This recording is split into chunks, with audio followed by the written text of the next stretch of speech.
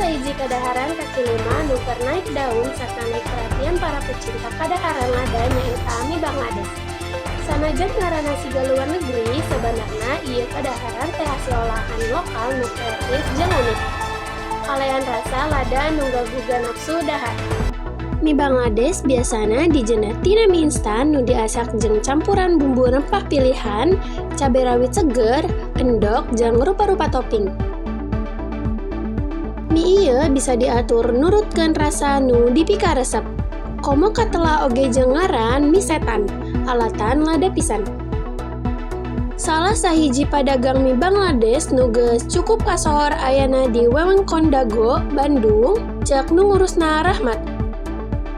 Resep bumbuna dijen sorangan jeung terus dimekarkeun sangkan beda jeung mie lada biasa. Kalayan harga nu ramah kana dompet, ieu mie bisa narik perhatian ti pelajar, mahasiswa, nepi ka influencer.